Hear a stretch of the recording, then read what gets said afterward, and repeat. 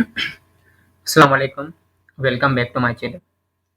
Guys आज जो है हम हमारा जो है प्रैक्टिस टेस्ट नंबर 4 होगा, जो हमने म्यूट और क्विज़ का जो एंट्री टेस्ट प्रिपरेशन की जो एक सीरीज़ स्टार्ट की हुई थी। तो उसमें प्रैक्टिस टेस्ट 1 जो है उसका मैंने वीडियो अपलोड किया हुआ है। प्रैक्टिस टेस्ट नंबर 2 और 3 का जो है वो कंबाइन में अपलोड किया हुआ है। मैं फिर भी इस वीडियो के लास्ट में डिस्क्रिप्शन में लिंक भी दे दूँगा, या मैं लास्ट में ऐड भी कर दूँगा, वहाँ से देख सकते हैं, ठीक है? अच्छा, उसके साथ-साथ जो है आज जो है प्रैक्टिस टेस्ट नंबर 4 डिस्कस करेंगे।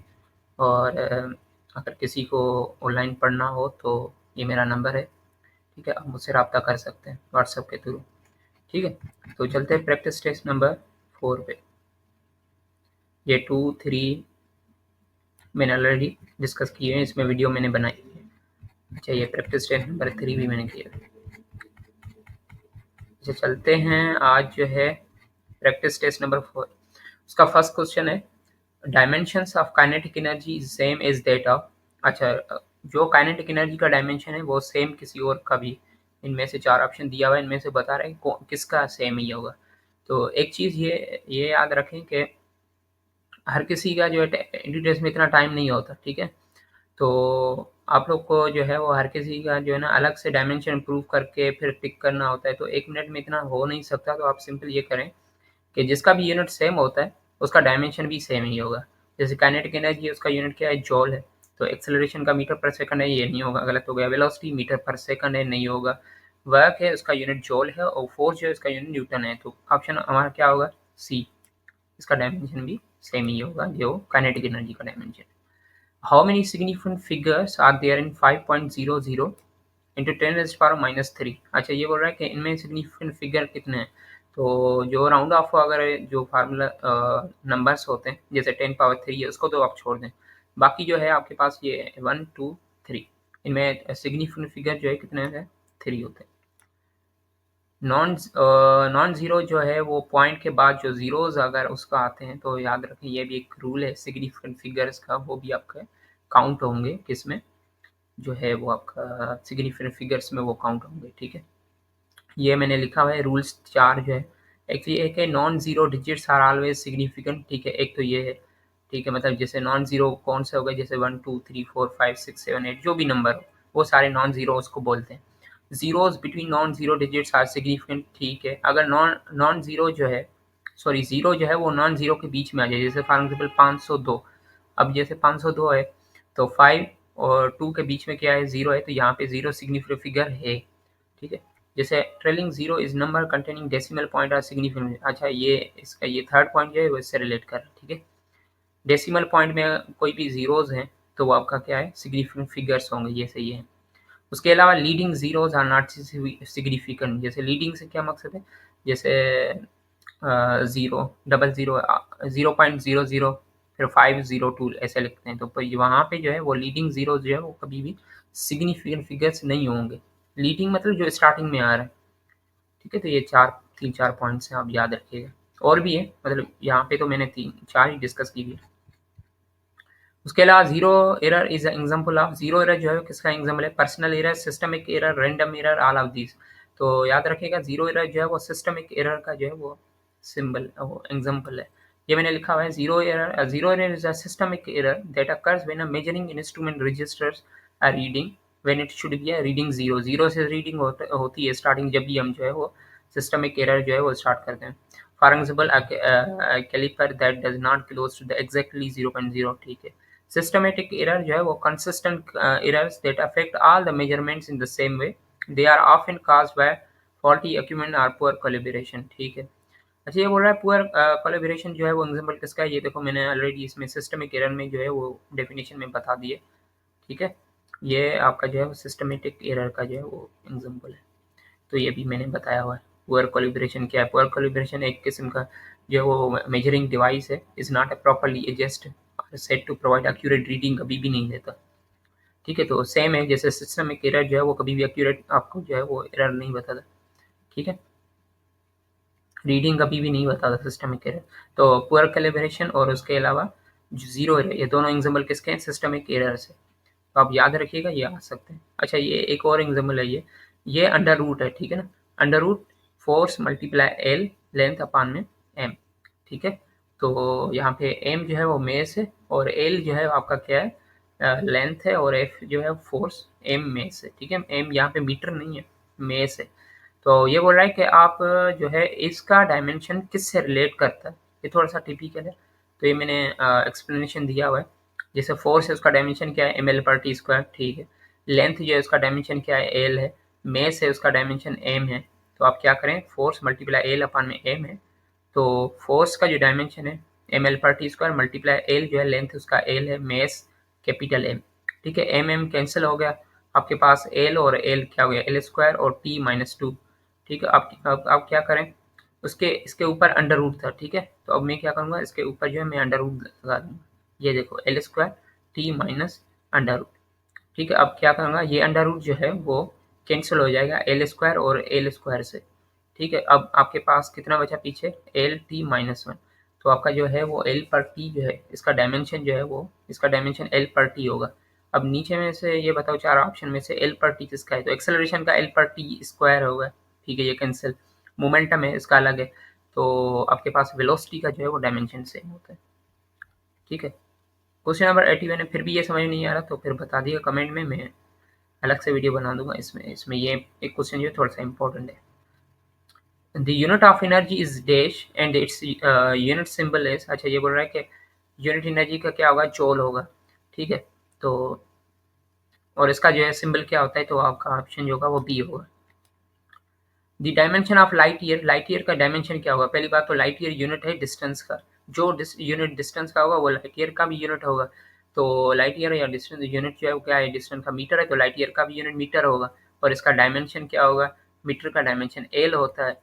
तो एल टी माइनस वन ये नहीं होगा, कैंसिल। एम जीरो है, एल जीरो है, एल जीरो नहीं होगा, क्योंकि एल जीरो होगा इसका मकसद है कि मतलब इसके पास लेंथ लेंथ नहीं है, डायमेंशन, तो ये भी गलत हो गया। M L square T minus two, ये तो ज़ाहिर से नहीं लग रहा। डी आपका ऑप्शन है, ये एम जीरो है, इसका मतलब एम नहीं है। टी उसके ऊपर भी जीरो है, मतलब इसका मतलब टी भी नहीं है, एल है सिर्फ। तो आपका डायमेंशन क्या होगा, डी होगा। The gravitational constant ji has a dimension, अच्छा ये पास पेपर का क्वेश्चन है, ये आया हुआ है, तो आप याद रख लिएगा, ये मैंने इसका एक्सप्लेनेशन भी दिया हुआ है यहाँ पे, ठीक है। इसका ऑप्शन जो होगा वो बी होगा, ठीक है। ये दोनों इंपॉर्टेंट है, 83 और इसके अलावा 80। ये भी लिखा हुआ है F is equal G M one M two R square है, ठीक है। एफ इजिकल जी जो है वो M one M T upon में आर स्क्वायर। अब क्या करेंगे आप, जी जो है वो बाहर के साइड लेके आएंगे, ठीक है, राइट साइड। तो लेफ्ट साइड जो है आपका एफ आर स्क्वायर अपान में एम वन और एम टू। फोर्स का एम एल पर टी स्क्वायर है और आर स्क्वायर, आर जो है रेडियस है, रेडियस का यूनिट मीटर होता है, मीटर का डायमेंशन एल होता है, लेंथ।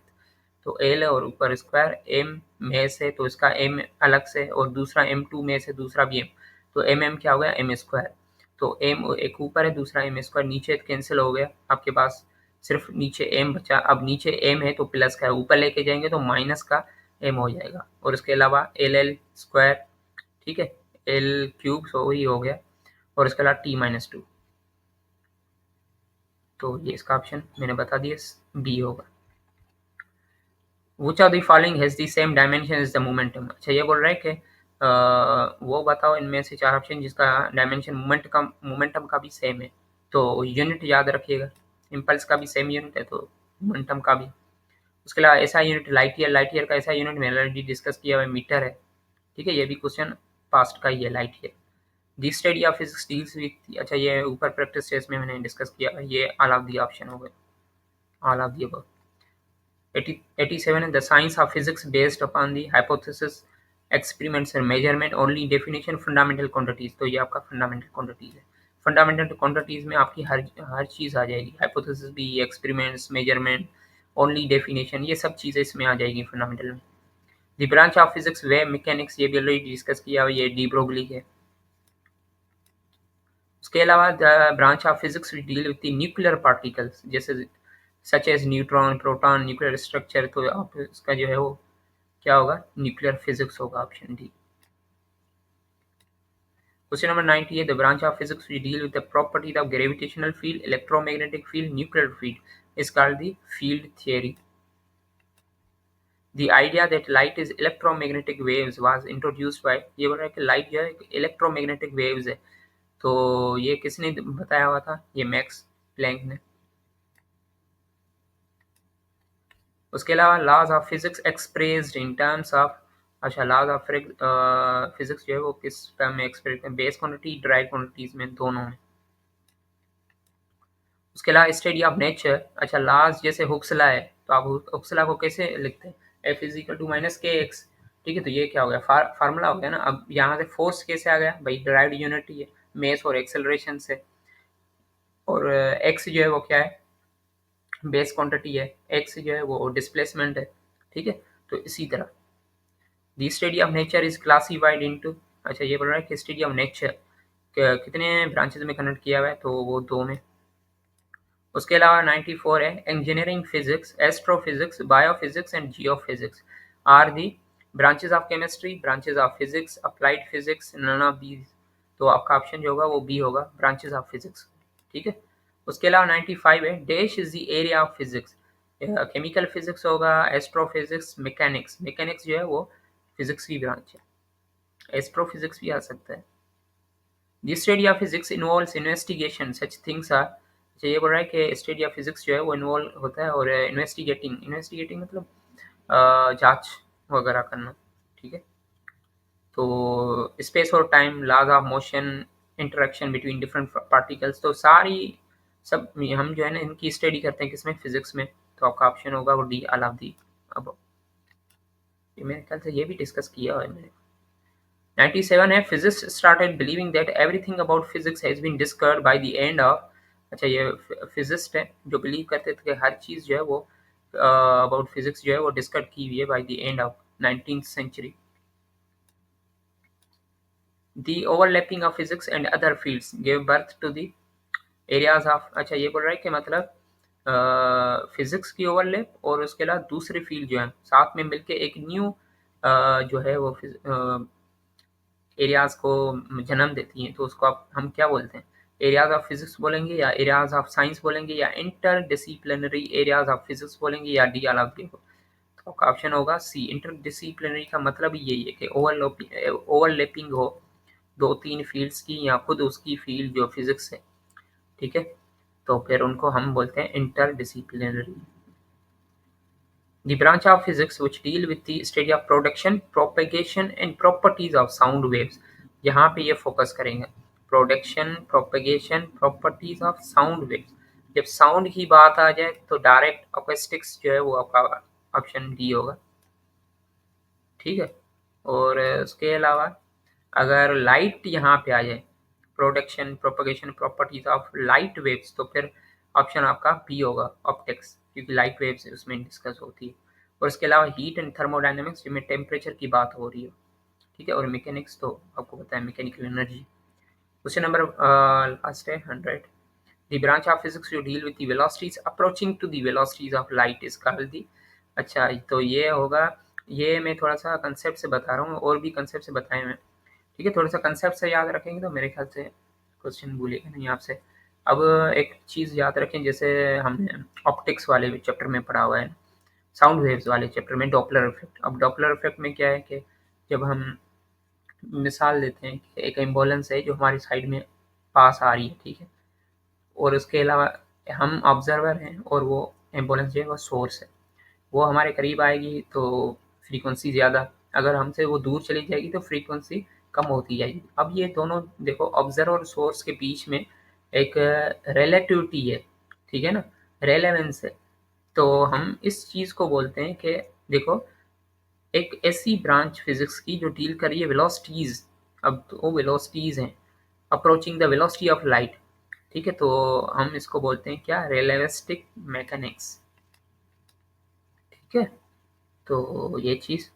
उसके अलावा और जो भी क्वेश्चंस हो आप उनसे कमेंट में पूछ सकते हैं, या फिर अगर जो भी पढ़ना चाहते हो तो मुझे मैसेज करिए व्हाट्सएप में, मैं आपको जो है वो और भी जो टेस्ट है, ये तो मेरी लास्ट टेस्ट है। ठीक है, पहले मैंने बोला था कि लास्ट टेस्ट बस प्रैक्टिस टेस्ट में 3 कर दूँ, मगर मैंने कहा एक और करवा लेता हूँ। अब 100 MCQ इस चैप्टर के हो गए, टाइम मिलेगा इंशाल्लाह, बाकी जो है वो मिलेगा तो ये भी करवा लूँगा, मगर अभी जो है वो ये तो मैंने जिनको मैं पढ़ाता हूँ उनको तो करवा लिया है मैंने ऑनलाइन टेस्ट में। ठीक है, बाकी मिलते हैं इंशाल्लाह नेक्स्ट वीडियो में सेकंड